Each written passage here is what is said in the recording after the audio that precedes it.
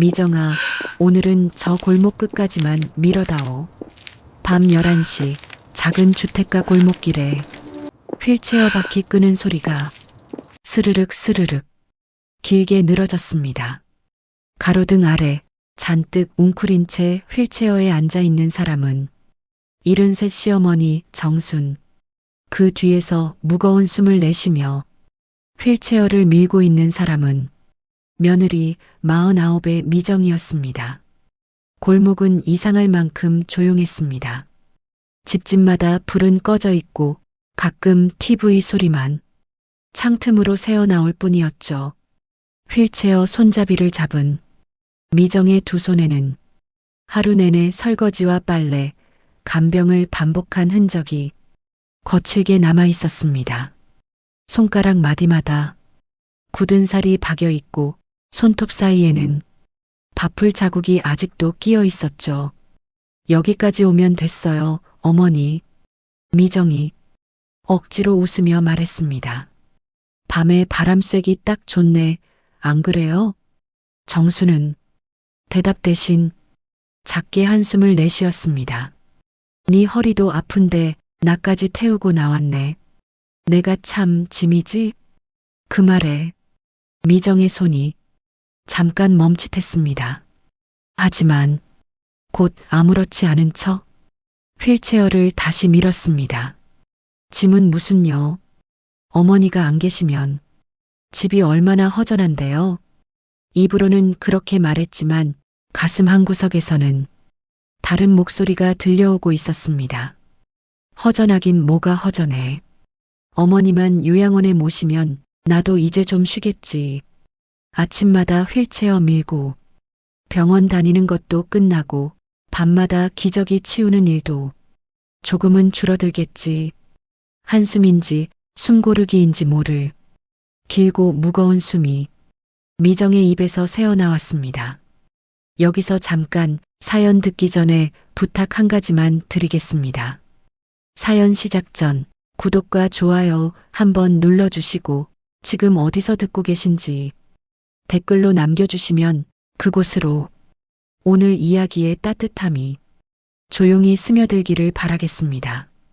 자, 이제 다시 휠체어 바퀴 소리가 들려오는 그 밤길로 돌아가 보겠습니다. 골목 끝에는 작은 언덕길이 하나 있었습니다. 낮에는 아이들이 축구를 하고 어르신들이 장기판을 벌이던 곳이었지만 지금은 가로등 하나만이 언덕 위에서 희미하게 빛나고 있을 뿐이었습니다. 어머니, 좀만 더 가요. 저 위까지 올라가면 바람 더 좋아요. 미정의 목소리는 참으려 해도 조금씩 날카로워졌습니다. 오늘 하루만 해도 새벽 5시에 일어나 시어머니 아침 죽을 쓰고 남편 출근 도시락 싸고 손주 둘 등교시키고 오전에는 정순의 무릎 주물러주고 점심에는 요양원 상담 전화만 수십 통을 돌렸습니다. 보증금은 얼마나 해야 하죠? 기저귀 비용은 따로인가요? 도시락은 우리가 싸야 하나요? 돌아오는 말은 대부분 같았습니다. 보호자분이 많이 힘드시죠? 그래도 어르신 모시려면 이 정도는 감수하셔야죠. 모두가 당신이 힘든 건 알겠다면서도 결국 돈을 더 내라는 말로 이야기를 끝냈습니다. 결국 선택한 곳은 지하철에서 2번 갈아타고 버스를 한참 타고 가야 하는 시내 변두리에 허름한 요양원이었습니다. 그래도 사람 손이 닿는 데가 낫지 집에서 이러다 나도 쓰러지겠다. 미정은 혼자 중얼거리며 자신을 다독였습니다. 언덕 아래에 다다르자 정순이 휠체어 손잡이를 꼭 붙잡았습니다. 미정아, 내 어머니, 우리 여기까지만 가자. 미정은 언덕 위를 한번 올려다봤습니다. 그 길 끝에는 내일 아침 시어머니를 태우고 요양원으로 가기 위해 차를 부르기로 한 큰 길이 이어져 있습니다. 오늘은 그 길을 미리 한번 연습해보는 날이었습니다. 내일은 애들도 있고 당신 아범도 있으니까 오늘은 나하고 너만 먼저 가보는 거지. 정순의 말이 귓가에 맴돌았습니다. 어머니, 괜찮아요. 우리 끝까지 가봐요. 미정은 휠체어 손잡이를 더 세게 움켜쥐었습니다. 손바닥에 식은땀이 배어 나왔습니다. 언덕을 오르기 시작하자 휠체어는 생각보다 무거웠습니다.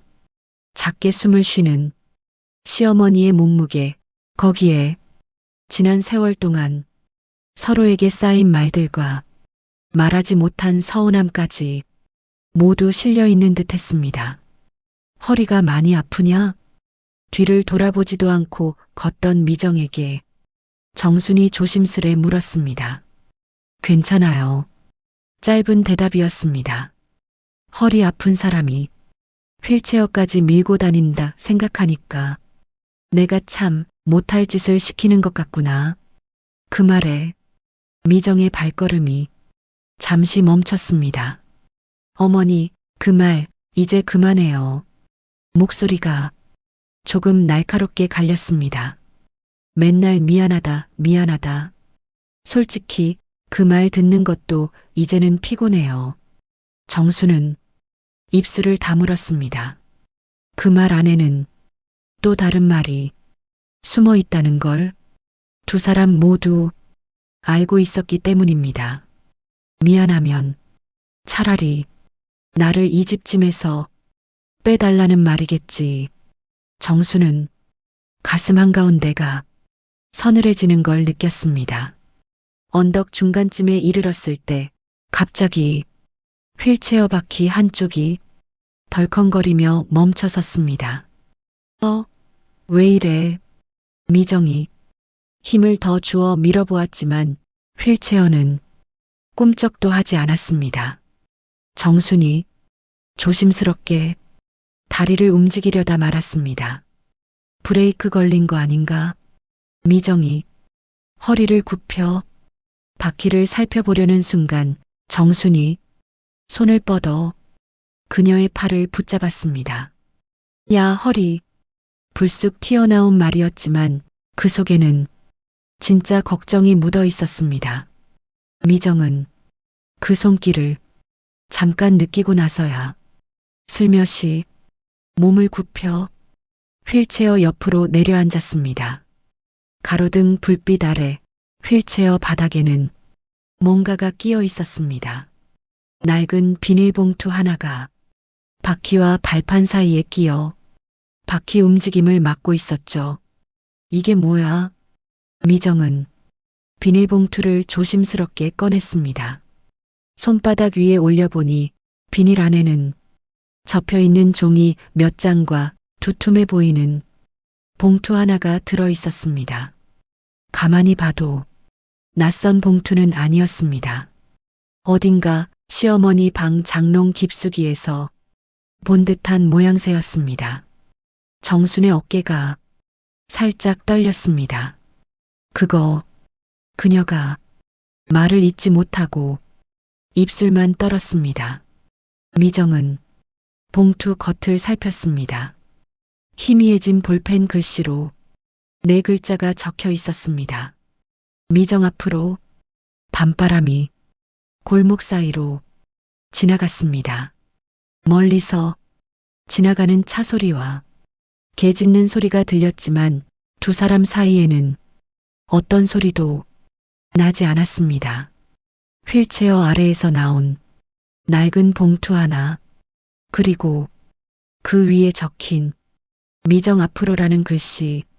오늘 밤 시어머니를 요양원으로 보내기 위해 나선 길은 뜻밖의 봉투 하나 때문에 전혀 다른 방향으로 흘러가기 시작했습니다. 미정의 손이 아주 천천히 봉투를 열려는 순간 정순이 급히 손을 뻗었습니다.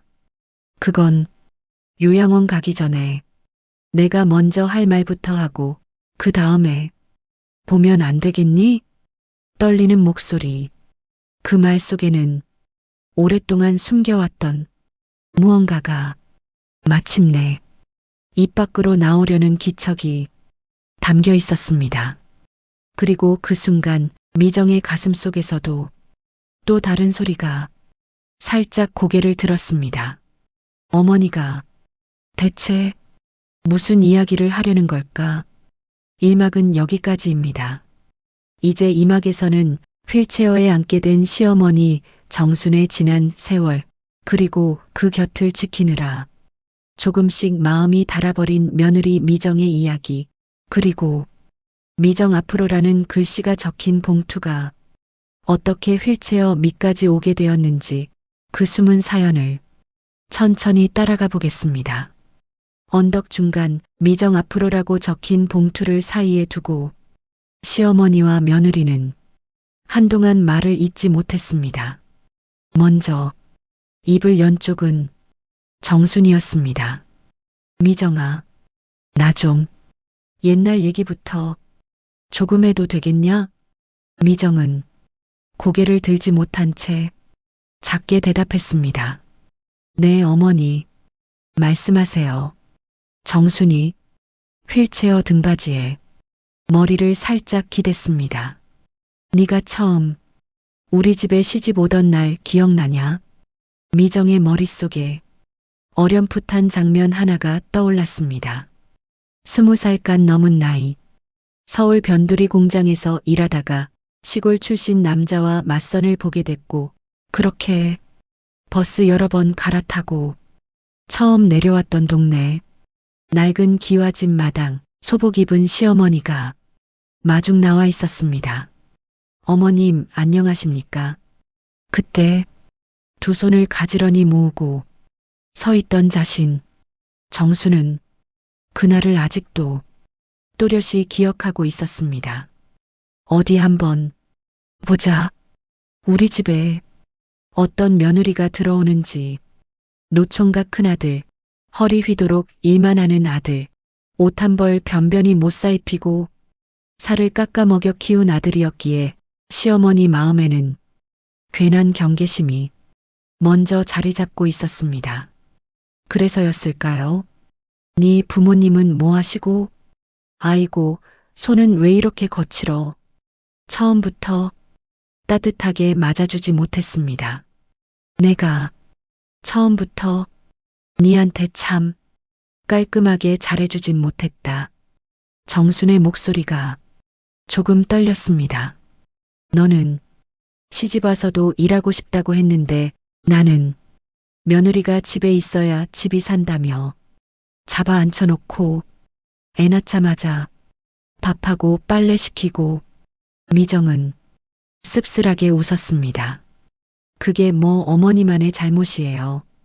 다들 그랬죠, 그땐. 하지만 속으로는 또 다른 기억이 함께 떠올랐습니다. 첫 아이 낳고 산후조리도 제대로 못한 채 보름 만에 다시 부엌에 서 있던 날. 애는 내가 봐줄 테니 너는 빨래 얼른 하거라. 정순이 했던 그 말이 그땐 그렇게 서운하게 들렸습니다. 내 몸이 이렇게 부서질 것 같은데 왜 아무도 괜찮냐고 묻지 않을까? 세월은 흘렀습니다. 큰애가 태어나고 둘째가 태어나고 집 구석구석 내 울음소리와 밥 짓는 냄새가 섞여 돌았습니다. 남편은 공장 야근에 특근까지 하느라 집에 붙어 있는 시간이 점점 줄어들었습니다. 당신이라도 벌어야지. 어쩌겠냐. 늘 그 말만 입에 달고 살았죠. 그 사이에서 시어머니와 며느리는 서로를 의지하기도 하고 서로에게 상처도 주면서 조금씩 늙어갔습니다. 정순이 천천히 말을 이었습니다. 네가 둘째 낳고 허리 다쳤을 때 기억나냐? 그때 동네 사람들이 그랬다.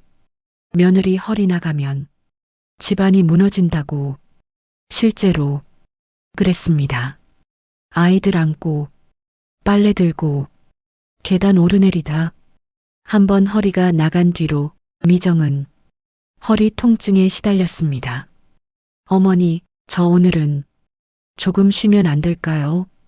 그렇게 말하고 싶었던 날이 한두 번이 아니었습니다. 하지만 그때마다 시어머니 눈치를 보게 됐습니다. 어머니도 관절 아프다 그러시니 나까지 아프다고 하면 안 되지. 그러다 정순이 먼저 쓰러졌습니다. 여름 장맛비가 유난히 길던 어느 해 정수는 마당에서 미끄러져 엉덩방아를 찍었습니다. 별거 아니요. 좀 있으면 나을 것이다. 그렇게 버티다가 다음해 겨울 뇌졸중처럼 한쪽 팔다리가 굳어버렸습니다. 병원에 실려갔다가 큰일은 넘겼지만 반쯤 휠체어 생각은 하셔야겠습니다. 의사에게 들은 그 한마디가 집안 공기를 완전히 바꾸어 놓았습니다. 미정아, 정순이 조용히 며느리를 불렀습니다. 네가 그때 나 대신 장 봐오고 목욕도 시켜주고 밤마다 오줌 누는 거 본다고 잠도 제대로 못 자던 거 내가 다 봤다. 퇴원 첫날 집에 돌아온 정수는 두 손으로 휠체어 바퀴를 억지로 굴려보려 했습니다. 하지만 생각대로 되지 않았습니다. 집 안짝은 문턱 하나조차 넘기 어려웠습니다. 그때마다 제가 할게요 어머니 하며 뒤에서 휠체어를 잡아주던 사람은 늘 미정이었습니다. 남편은 일해야 했고 애들은 각자 삶이 바빴습니다. 큰딸은 결혼해서 멀리 살고 있었고 막내 아들은 지방으로 발령나 몇 달에 한 번씩 얼굴을 비쳤습니다. 집안에서 정순의 곁에 꾸준히 서 있던 사람은 며느리 오직 한 사람이었습니다. 근데도 나는 네에게 고맙다는 말을 늘 제대로 못했다. 정수는 천천히 고개를 떨궜습니다. 고맙다는 말보다 미안하다만 주야장천 입에 달고 살았지. 미정은 작게 웃었습니다. 그 말도 지겹게 들었죠, 사실은. 그러나 웃음 뒤에는 씁쓸한 자국이 남았습니다. 미안하다는 말이 감사하다는 말로 들리지 않을 때도 있었다. 그 말 뒤에는 결국 그래도 네가 해야지 어쩌겠냐가 붙어 있는 것 같아서 어느 날이었습니다. 동네 복지센터에서 간호사가 찾아왔습니다. 어르신, 이제는 요양원도 한번 생각해 보셔야 합니다. 정수는 그 말이 귀에 꽂혔습니다. 요양원이라니요? 미정이 먼저 반문했습니다. 제가 아직 돌볼 수 있는데요. 간호사는 조심스럽게 말을 이었습니다. 며느님 허리도 많이 안 좋으시고 밤마다 기저귀 갈고 낮에는 가사까지 하시느라 얼굴이 너무 상하셨어요. 그 말에 정순의 눈이 조금 흔들렸습니다. 그날 밤 정순은 밤늦도록 천장을 바라보고 누워 있었습니다. 내가 지금 이 집에 계속 있는 게 얘를 살리는 건지 죽이는 건지. 그 며칠 뒤 동네 은행 창구 앞에 휠체어 하나가 서 있었습니다. 창구 안쪽 직원은 익숙한 얼굴이라는 듯 웃으며 인사했습니다. 어머니, 또 오셨네요. 정수는 작게 웃었습니다. 이제 마지막일지도 모르지. 그녀는 여러 번 나눠 넣었던 적금 통장 하나를 꺼냈습니다. 시어머니가 몰래 넣어두던 돈이었습니다. 아무에게도 말하지 않고 애들 결혼식 때도 쓰지 않고 그냥 나중에만 생각하며 조금씩 모아두던 돈. 이거 다시 새로 만들 수 있나요? 창구 직원이 물었습니다. 어떻게 해드릴까요? 정수는 손에 쥐고 있던 종이 쪽지를 건넸습니다. 그 위에는 서툰 글씨로 이름 하나가 적혀 있었습니다. 박미정, 이제부터는 이 사람 이름으로 해주면 되겠소. 직원은 잠시 놀란 눈으로 그녀를 보았습니다. 며느님이신가 봐요? 정수는 고개를 끄덕였습니다. 나 죽고 나면 얘가 제일 많이 힘들었으니 내가 가진 것 중에 제일 좋은 건 다 이 이름으로 해주고 싶어서. 손등에 쭈글쭈글한 주름이 선명하게 드러나 있었습니다. 떨리는 그 손으로 서류 여러 장에 서명을 해나갔습니다. 통장, 적금, 조그마한 보험 하나, 이름 칸마다 박미정이라는 글씨가 차곡차곡 올라갔습니다. 은행을 나와 복지센터에 들른 날 사회복지사가 정순에게 이야기를 들려주었습니다. 어르신 요양원에 가시면 기초수급 신청도 도와드릴 수 있고 본인 부담금도 조금 낮출 수 있어요. 다만 보호자분이 많으니까 말은 잘 맞춰보셔야겠지만요. 정수는 작게 고개를 끄덕였습니다. 보호자라 해봐야 사실상 이 집 며느리 하나요. 복지사는 잠시 멈칫했습니다. 며느님이 제일 고생이시겠어요. 그래서 내가 먼저 말을 꺼내기로 했다. 집에 돌아오는 휠체어 위에서 정수는 속으로 다짐했습니다. 내 입으로 요양원 가자고 할란다.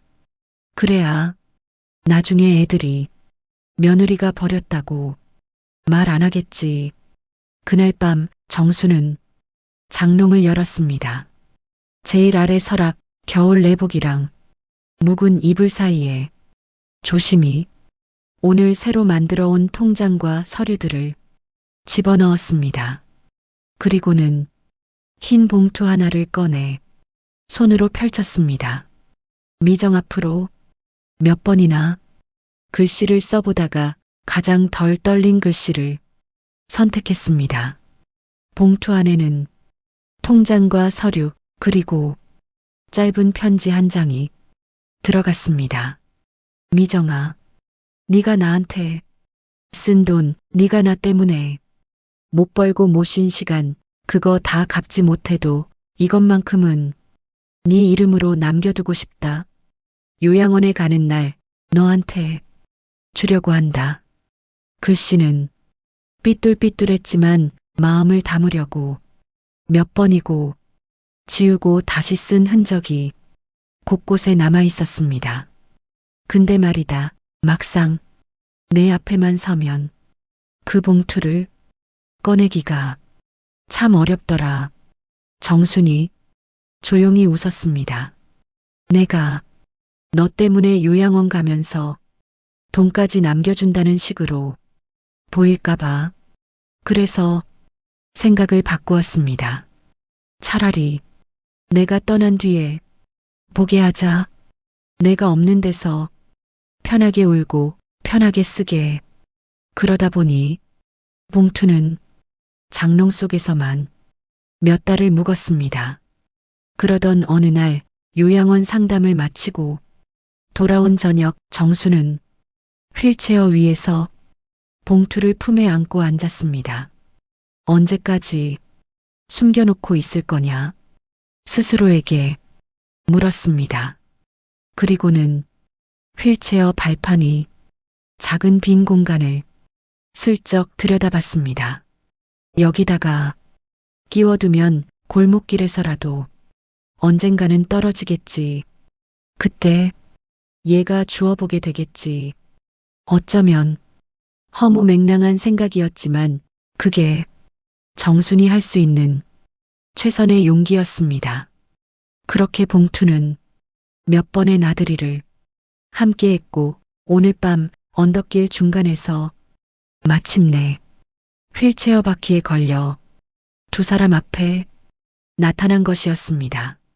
그래서 그 봉투는 내가 나를 요양원에 버리든 모시든 그거랑 상관없이 언젠가는 보게 될 물건이었다.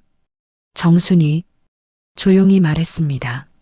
나는 요양원에 가더라도 내가 조금이라도 허리 펴고 살 수 있으면 좋겠다 싶었고, 혹시라도 나 때문에 형님들, 동서들한테 욕먹을까봐 내가 먼저 맘 단단히 먹고 준비해 둔 거다.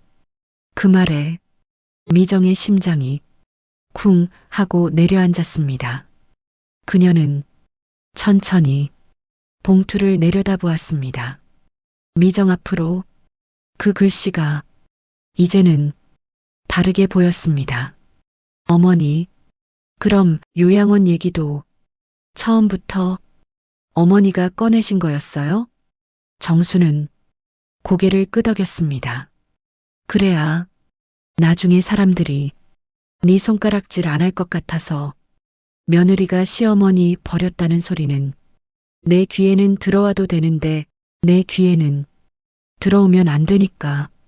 밤바람이 살짝 불어와 정순의 얇은 어깨를 스쳐 지나갔습니다. 미정은 그 어깨가 처음으로 작고 가늘어 보였습니다. 한참의 침묵 끝에 정순이 입을 열었습니다. 그러니까 그 봉투는 요양원에 나를 놓고 가든 다시 데리고 돌아가든 네가 얼마나 지쳤는지 얼마나 버텨왔는지에 대한 내 나름대로의 답이다. 미정의 눈에 눈물이 고였습니다. 어머니, 저 정말 솔직하게 말씀드려도 돼요? 정순이 작게 웃었습니다. 이 밤중에 거짓말할 여유가 어딨냐? 솔직하게 해라. 저 오늘 어머니를 요양원에 모시는 연습하러 나온 거 맞아요. 근데 한편으로는 미정은 목이 메어 말을 잇지 못했습니다. 한편으로는 정말 끝까지 밀고 가서 어머니를 거기다가 두고 와버릴까 하는 생각도 똑같이 들었어요. 그 말은 미정이 평생 입 밖으로 꺼내지 못한 가장 잔인한 고백이었습니다. 정수는 그 말을 듣고도 놀라지 않았습니다. 그저 작게 고개를 끄덕였을 뿐입니다. 그럴 수 있다. 그럴 만큼 힘들었을 거라는 거 나는 안다. 그리고 아주 낮은 목소리로 덧붙였습니다. 그래서 내가 날 버리더라도 나는 벌써 내 이름으로 다 해놨다. 그 말이 무엇을 의미하는지는 아직 봉투 안을 열어보지 않은 미정은 알 수 없었습니다. 하지만 어딘가에서 지금 이 순간 막연히 생각만 하던 어떤 경계선이 서서히 무너지고 있구나 하는 느낌만은 분명히 들었습니다. 이 막은 여기까지입니다. 이제 산막에서는 골목길에서 돌아온 두 사람이 집안에서 마주 앉아 미정 앞으로라는 봉투를 함께 펼쳐보는 장면, 봉투 안에서 드러나는 시어머니의 마지막 준비와 그동안 알지 못했던 진실, 그리고 요양원 앞에서 완전히 바뀌게 되는 두 사람의 선택이 펼쳐집니다. 언덕에서 내려오는 길, 휠체어 바퀴 소리는 아까보다 더 조용했습니다. 미정의 한 손에는 여전히 미정 앞으로라고 적힌 봉투가 꼭 쥐어져 있었습니다. 정수는 몇 번이나 입을 열려다가 다시 다물었습니다. 둘 사이에 흐르는 침묵은 지금까지 몇 년간 못했던 말들만큼 묵직했습니다. 집 앞에 도착하자 대문 앞마당에 불이 켜져 있었습니다. 안에서 남편 종철의 목소리가 들려왔습니다.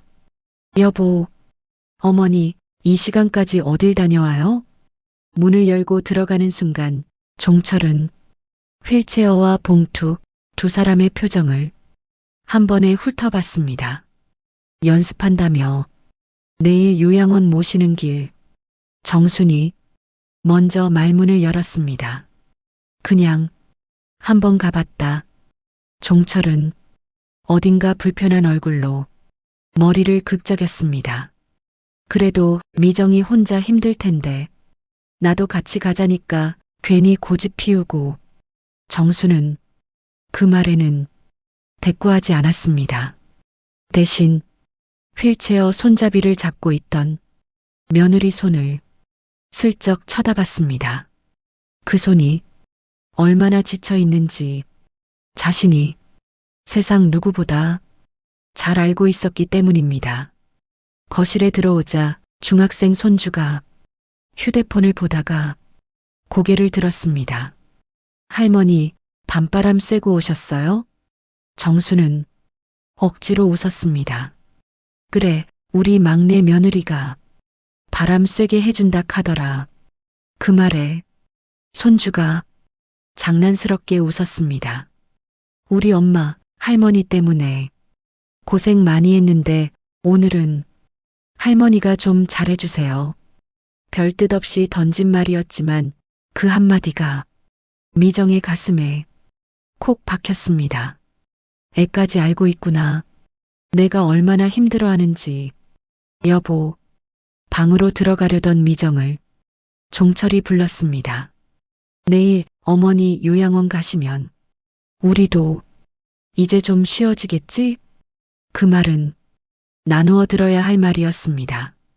우리도라는 말 속에는 분명 당신이 제일 고생했다는 뜻도 들어 있었지만 한편으로는 나도 힘들었다는 변명도 섞여 있었습니다. 미정은 잠시 멈춰 섰다가 짧게 대답했습니다. 쉬어야죠. 그러려고 가시는 거니까. 하지만 손에 쥔 봉투를 더 세게 움켜쥐는 바람에 종이 끝이 구겨졌습니다. 그날 밤 애들이 방에 들어가고 남편은 TV를 켜고 집이 다시 조용해졌을 무렵 정순이 마루 끝에서 미정을 불렀습니다. 미정아, 너 방에 잠깐 들르지 않겠니? 미정은 천천히 시어머니 방으로 들어갔습니다. 작은 스탠드 불 하나가 희미하게 켜져 있었고 방 구석에는 낡은 장롱과 오래된 경대 하나가 놓여 있었습니다. 정수는 휠체어에 앉은 채로 손을 내밀었습니다. 이제 그 봉투 열어보자. 미정은 조심스럽게 봉투를 뜯었습니다. 속에서 나온 것은 두툼한 통장 한 권과 보험증서 몇 장, 그리고 접힌 편지 한 통이었습니다. 통장 겉표지에는 박미정, 자신의 이름이 선명하게 찍혀 있었습니다. 이게 뭐예요, 어머니? 미정이 당황스러운 얼굴로 묻자 정수는 통장을 가리켰습니다. 네가 나한테 쓴 시간 좀 값으로 치면 그거 갖고도 택도 없다. 그 말만 남기고 앞을 들어 편지를 읽어보라는 듯 턱으로 가리켰습니다. 편지를 펼치자 처음엔 삐뚤삐뚤한 글씨가 눈에 들어왔습니다. 미정아. 짧은 호칭인데도 미정의 눈가가 벌써 뜨거워졌습니다. 처음 우리 집에 들어올 때 너를 보고 참 마음에 안 들었다. 손도 거칠고 말도 투박하고 우리 아들한테 너무 맞지 않는다 싶었다. 첫 줄부터 솔직한 고백이었습니다. 그래서 괜히 더 일을 시키고 말도 세게 하고 남들 앞에서는 이 집 며느리는 손이 느려서 죽겠다. 소리도 했다. 미정의 손이 편지를 꼭 쥐었습니다. 근데 말이다. 네가 애 낳고 허리 부여잡고 부엌에 서 있는 걸 방에서 보고 있으면 내 가슴이 천갈래 만갈래 찢어졌다. 눈앞에 첫째를 낳고 부엌에 서 있던 자신의 모습이 스쳐 지나갔습니다. 그때 내가 조금만 더 해라. 며느리가 집 일해야지. 그렇게 말한 건 사실 내가 살던 세상이 그랬기 때문이다. 나도 내 시할머니 밑에서 그렇게 살았다. 그러다 보니 내가 받은 상처를 너한테 그대로 돌려준 셈이다. 글씨 위로 눈물이 한 방울 떨어졌습니다. 미정은 손등으로 눈을 훔치며 다음 줄을 읽었습니다. 너는 나보다 많이 배운 세대고 세상도 더 많이 아는 사람이라 내 말이 다 틀렸다는 거 나도 뒤늦게 알았다. 근데 자존심이 문제였다. 며느리 앞에서 내가 틀렸다. 말이 입 밖으로 안 나왔다. 정순의 숨소리가 작게 떨렸습니다. 그래도 일은 솔직하게 하려고 했다. 네가 허리 아파서 한의원 다닐 때 내 기초연금에서 몰래 조금씩 보태던 것도 네가 모를 거다. 명절 때마다 내 손주들 용돈 줄 거 조금씩 아껴서 은행에 넣어둔 것도 네가 모를 거다. 미정은 깜짝 놀란 눈으로 통장을 내려다봤습니다. 어머니, 이 돈 다 그럼? 정순이 고개를 끄덕였습니다. 내 연금 타서 조금씩 모은 거다. 네가 내 약값 아끼려고 동네 약국 전전할 때 나는 조금이라도 나중에 네 허리 수술이라도 도와줄 수 있을까 싶어 복지관 반찬 봉사 나가서 받은 수당까지 다 모았다. 편지 글씨는 계속 이어졌습니다. 미정아, 요양원 얘기를 처음 꺼낸 것도 나였다. 너 힘들게 하려던 게 아니다.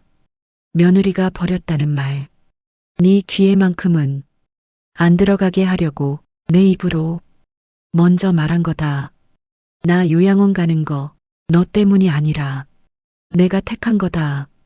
그렇게 생각해주면 좋겠다. 한 줄 한 줄이 칼날처럼 가슴에 박혔습니다. 그래도 사람이란 게 입으로는 나를 버려도 된다면서도 막상 휠체어에 실려 낯선 곳에 들어가려고 생각하니 겁이 나는 건 어쩔 수 없더라. 정순의 손등이 조금씩 떨리기 시작했습니다. 그래서 언덕길에서라도 한 번쯤은 마지막으로 너하고 속 얘기를 해보고 싶었다. 오늘 밤이 그날인 것 같다. 편지의 마지막 부분은 유난히 눌러쓴 흔적이 있었습니다. 내일 요양원에 나를 데려가든 집으로 다시 데리고 오든 나는 네 마음을 따라가겠다. 다만 한 가지만 약속해다오. 어디에 있든 내 인생은 시어머니 간병하다 끝났다는 말은 너 입에서 절대 안 나오게 해다오. 나는 너를 짐으로 생각한 적 한 번도 없다. 나를 보느라 너 자신을 버리지 말고 이 통장 좀 보태서 나 없는 사이에 허리도 고치고 장도 한번 나가보고 내 삶도 좀 챙겨서 살아라. 편지는 고맙다, 미정아. 나는 운 좋은 시어머니였다. 라는 한 줄로 끝나 있었습니다. 편지를 다 읽자 방 안은 눈물로 가득 차 있었습니다. 미정은 두 손으로 얼굴을 감싸쥐고 어깨를 들썩였습니다. 어머니, 저 한 번도 운 좋은 며느리라고 생각해 본 적 없었는데요.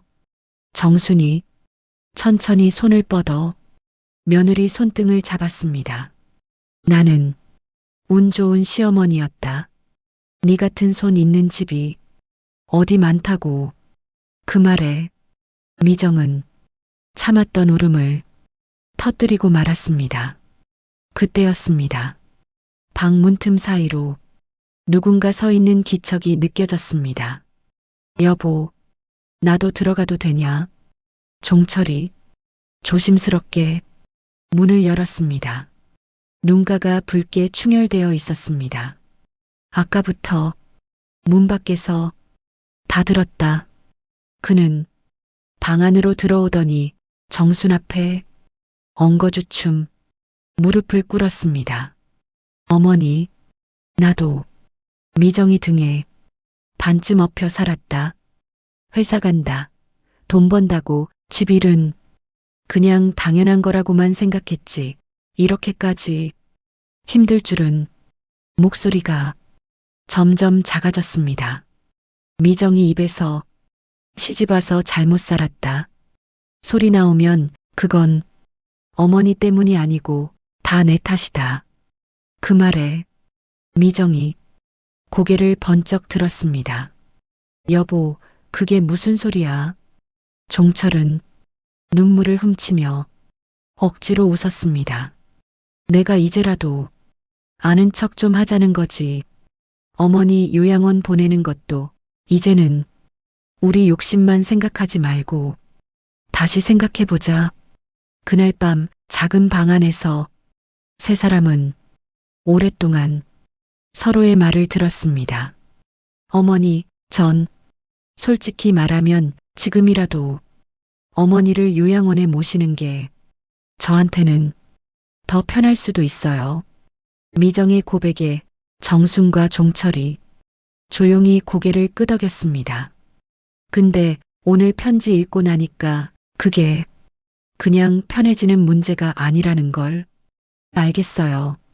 미정은 숨을 깊게 들이쉬었습니다. 어머니를 버리느냐 마느냐가 아니라 어떻게 같이 버티느냐를 다시 생각해야 할 것 같아요. 종철이 입을 열었습니다. 그럼 요양원은 안 가는 걸로 해? 미정은 잠시 고민하더니 고개를 저었습니다. 아니요.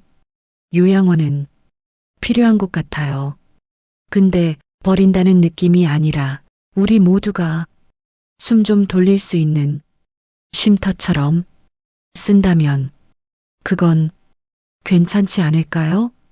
정순이 눈을 크게 떴습니다. 그게 무슨 말이냐? 주야간 보호 같은 거 있잖아요, 어머니. 낮에만 맡겨드리고 저녁에는 다시 집으로 모셔오는 데도 있다던데요. 복지사님이 예전에 그런 말 했었어요. 제가 그땐 귀가 너무 막혀서 안 들었나 봐요. 정수는 천천히 고개를 끄덕였습니다. 낮에는 요양원 가서 밥 먹고 운동도 좀 하고 사람들이랑 이야기하고 저녁에는 우리 집 와서 손주들 얼굴 보고 자고. 입가에 조금씩 웃음이 번졌습니다. 그럼 네 허리도 조금은 펴지겠네. 미정도 조심스럽게 웃었습니다. 저도 낮에는 일 좀 하다가 저녁에는 어머니 밥 차려드리고 그럼 저도 제가 제 인생 사는 느낌이 조금은 들 것 같아요.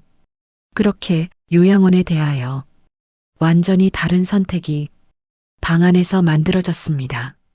그럼 내일은 어떻게 할까? 종철이 마지막으로 물었습니다. 미정은 잠시 생각하다가 말했습니다. 내일은 처음 상담하던 데 말고 복지사님이 말해준 주간보호센터부터 같이 가봤으면 좋겠어요. 어머니도 직접 보고 함께 결정하면 누가 누구를 버렸다 그런 소리 덜 들을 것 같아요. 정수는 그 말에 단단히 고개를 끄덕였습니다. 그래, 내가 좀 더 살아서 버틸 동안은 우리 셋이 같이 가서 본다.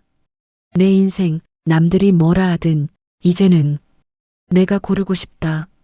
다음 날 아침 골목길 언덕을 오르던 휠체어 바퀴 소리는 전날 밤과는 조금 다른 소리였습니다. 오늘은 버리러 가는 길이 아니라 함께 살 길을 찾아보러 가는 길이었기 때문입니다. 요양원 앞 주간보호센터 건물 앞에 도착했을 때 정문 유리문에 붙어 있는 글씨가 눈에 들어왔습니다. 낮에는 함께, 밤에는 가족과. 미정은 그 문구를 한참 동안 바라보았습니다. 그의 곁에서 정순이 살짝 웃었습니다. 내가 여기까지는 걸어서 들어갈 수 있을 것 같다.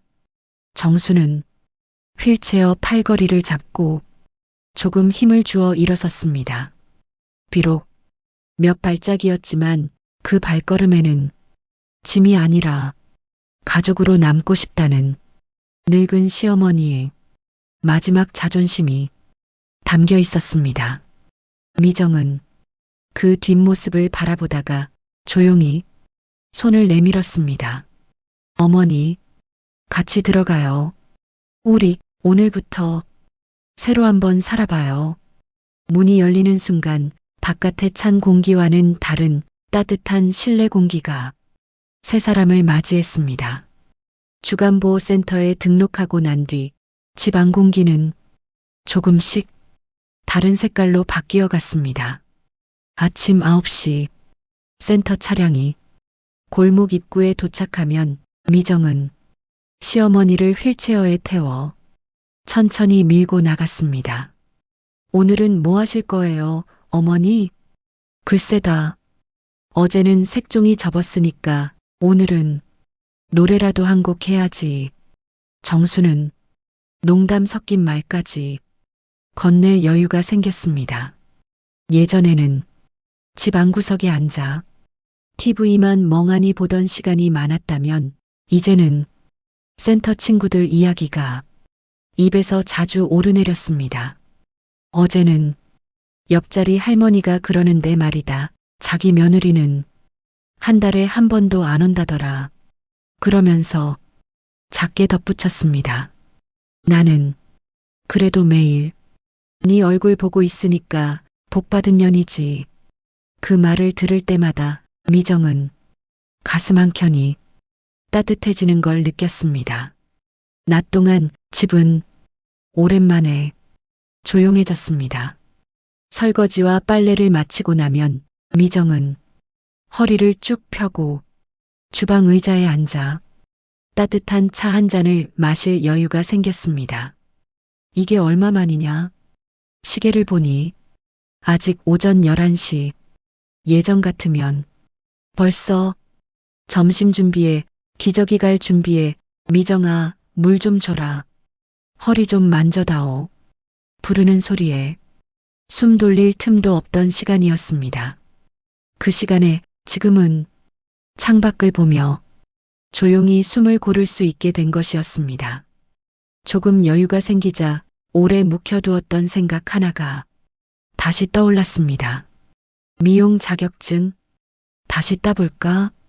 25쯤 서울 살던 시절에 잠깐 다니던 미용학원이 있었습니다.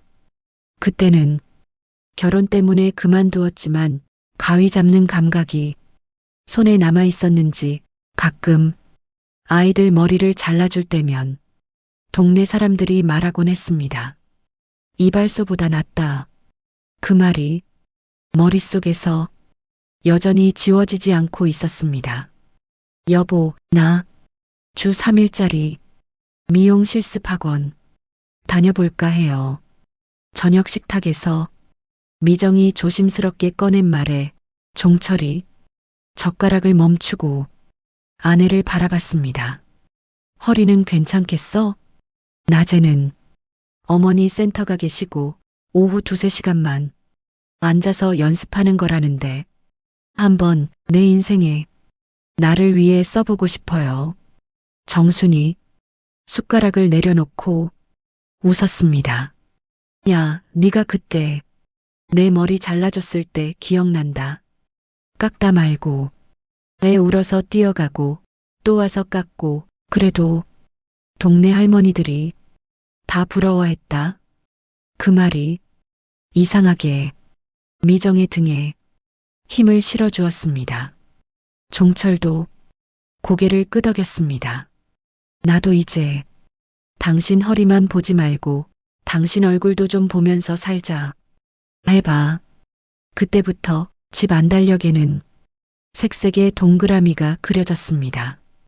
파란 동그라미는 정순이 센터 가는 날, 빨간 동그라미는 미정이 학원 가는 날, 서로의 일정이 맞물려 돌아갔습니다.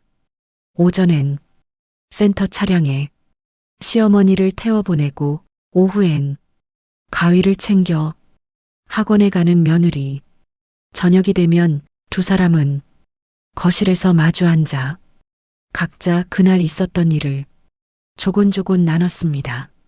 오늘은 센터에서 노래자랑을 했는데 말이다. 내가 찔레꽃을 불렀더니 다들 아직 안 죽었다고 박수 쳐주더라.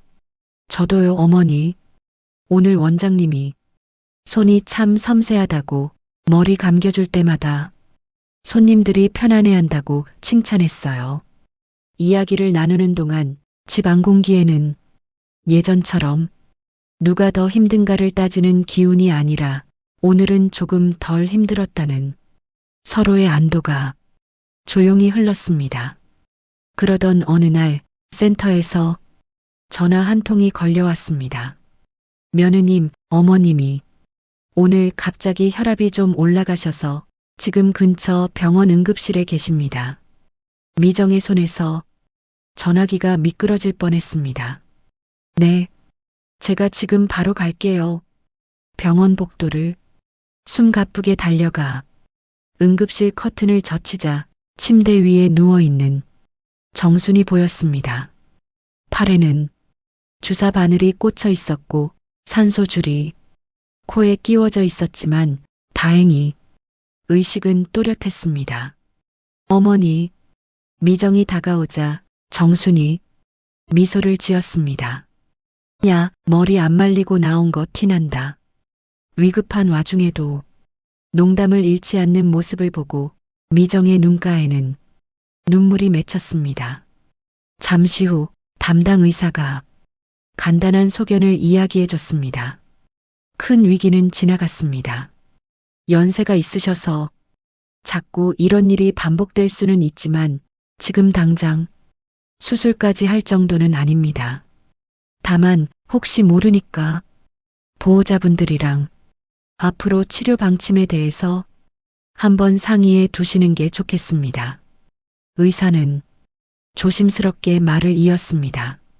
지금처럼 센터와 병원, 집을 오가시면서 무리하지 않고 지내시면서 상태가 나빠질 때 어디까지 적극적인 치료를 할지 연세 드신 분들 가족에게는 늘 어려운 문제입니다.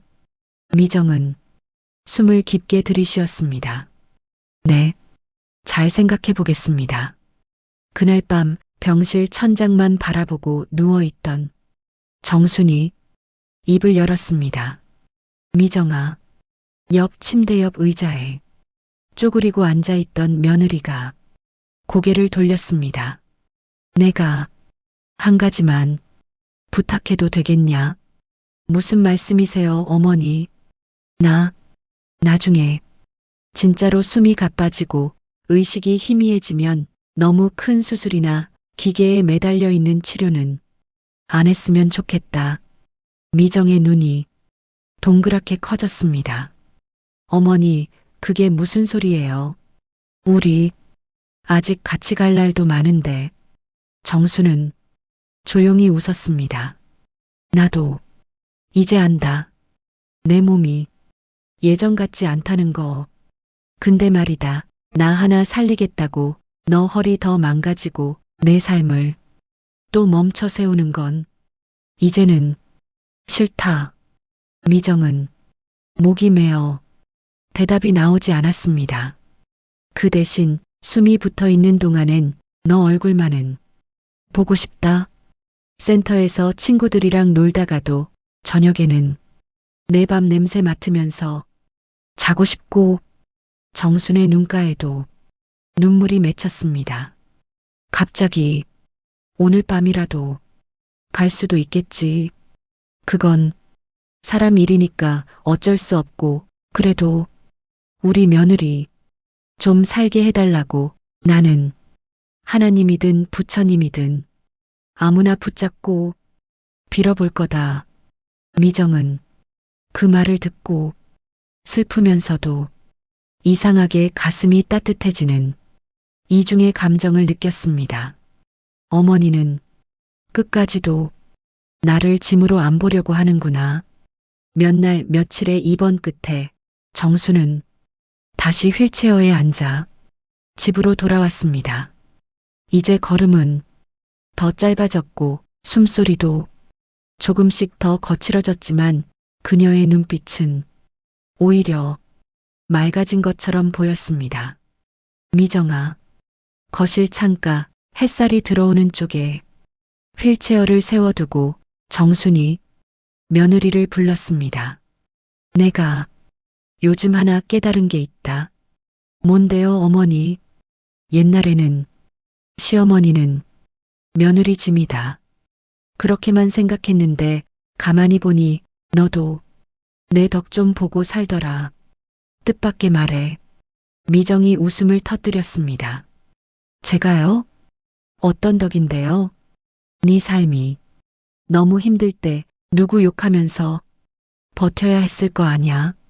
그때마다 우리 시어머니 때문에 하면서 욕했을 테니 그나마 좀 버티고 산 거지. 둘은 한참을 웃었습니다. 그 웃음 속에는 오랜 세월의 서운함과 미안함이 조금씩 녹아내리고 있었습니다. 시간은 그 뒤로도 조용히 흘러갔습니다. 정수는 주간보호센터를 자주 다니지는 못하게 됐지만 그래도 주 12회는 센터 차량을 타고 나가 친구들을 만나고 간단한 재활 운동을 하며 지냈습니다. 나머지 날에는 집에서 손주들 숙제하는 모습을 보거나 TV에서 옛날 가요 프로를 보다가 혼자 따라 부르기도 했습니다. 미정은 미용 실습을 마치고 동네 아주머니들 머리를 조금씩 손보기 시작했습니다. 우리 미정 씨 손이 아주 좋아. 소문이 나자 주민센터에서 어르신 무료 이발 봉사를 한번 와달라는 부탁도 들었습니다. 봉사하러 간 날 정수는 휠체어에 앉아 멀찍이서 그 광경을 바라봤습니다. 저 사람 내 며느리다. 누구에게 들리지도 않는 말을 혼잣말처럼 중얼거리며 입가에 잔잔한 미소를 띄었습니다. 그러던 어느 봄날 마당 감나무에 연두빛 새싹이 올라올 무렵 정수는 조용히 잠이 들었습니다. 밤새 옆에서 손을 잡고 있던 미정은 새벽녘 손끝에서 온기가 서서히 사라져가는 걸 느꼈습니다. 어머니, 그녀는 울음 대신 작게 웃었습니다. 끝까지 저를 짐으로 안 보시고 사람으로 봐주셔서 고맙습니다. 장례식장에는 주간보호센터 직원들과 몇몇 어르신들이 꽃을 들고 찾아왔습니다. 며느님, 어머님이 여기 와서 늘 자랑하셨어요. 우리 며느리가 허리가 나가도록 고생했다. 그래도 안 버리고 끝까지 나를 데리고 산 사람은 세상에 걔 하나뿐이다. 그 말을 듣는 순간 미정은 참았던 눈물을 왈칵 쏟고 말았습니다. 제가 버리려던 적도 있었는데요. 주간보호센터 직원이 고개를 저었습니다. 어머님은 그런 말씀 한 번도 안 하셨어요. 늘 내가 먼저 말 꺼냈다고만 하셨어요. 정수는 마지막까지도 버려진 시어머니가 아니라 스스로 떠날 준비를 마친 노인으로 남고 싶었던 것입니다. 장례를 마친 후 집에 돌아온 밤 거실에는 휠체어 한 대가 조용히 서 있었습니다. 손주가 조심스럽게 물었습니다. 엄마, 이거 뭐 할 거야? 미정은 휠체어 앞에 한참을 서 있다가 천천히 대답했습니다. 당분간은 그대로 두자. 휠체어 손잡이를 한번 쓸어내리자 온갖 기억들이 손끝으로 올라왔습니다. 골목길 언덕, 덜컹거리던 바퀴 소리, 미정 앞으로라고 적힌 봉투, 무겁기만 했던 휠체어는 이제 며느리와 시어머니가 마지막까지 함께 버텨온 시간의 증인처럼 느껴졌습니다.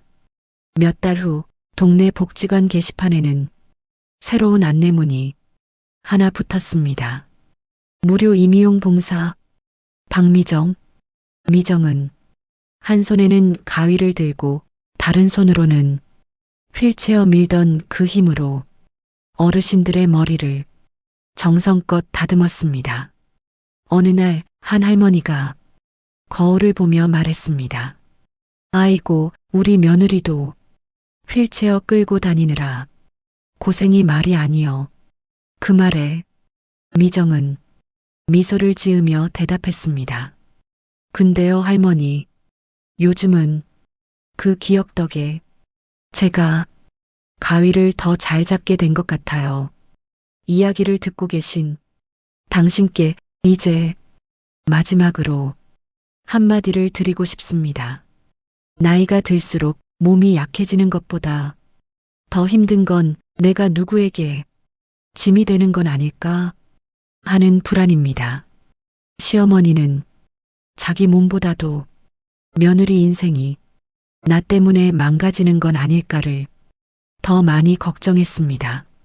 며느리는 또 내가 시어머니를 버리는 건 아닐까를 두려워했습니다. 둘 다 같은 것을 두려워하면서도 오랫동안 말을 꺼내지 못하고 서로를 오해했지요. 하지만 이야기를 천천히 들어주고 봉투를 열어보고 서로의 마음을 확인했을 때 요양원에 보내느냐 마느냐라는 흑백의 문제는 어떻게 함께 버틸까라는 조금 더 넓은 답으로 바뀔 수 있었습니다. 살다 보면 부모를 모시는 일, 시부모와의 관계, 누군가의 휠체어를 끌고 살아야 하는 순간이 누구에게나 찾아옵니다. 그때마다 우리는 자꾸 스스로를 몰아붙입니다. 끝까지 내 손으로 모셔야 한다. 아니면 내 인생은 간병하다 끝난다. 하지만 조금만 시선을 달리 돌리면 하루의 반은 센터에, 반은 집에, 조금은 병원에, 조금은 가족 품에 이렇게 나누어 버티는 방법들도 있습니다. 완벽한 효도도 완전한 희생도 세상에 드물지만 서로가 조금씩 숨 쉴 틈을 나누어 가지는 것. 그게 어쩌면 우리 세대가 할 수 있는 가장 현실적인 사랑인지도 모릅니다. 휠체어를 밀던 며느리가 이제는 가위를 들고 다른 어르신들의 머리를 다듬듯 당신의 오늘도 지금은 무겁게 느껴지는 일이 언젠가는 누군가를 살리는 손길로 바뀔 날이 올 겁니다. 나이가 들어서야 보이는 것들이 참 많습니다. 가족이란 건 결국 누가 누구를 짐으로 만들지 말고 마지막까지 서로의 편이 되어주려는 마음, 그 마음 하나로 이어져 있는 인연인지도 모르겠습니다. 오늘의 이야기가 당신 마음에 조금이라도 따뜻한 울림이 되었다면 앞으로도 당신의 하루에 작은 위로가 되는 이야기로 다시 찾아오겠습니다. 당신의 오늘을 늘 응원합니다.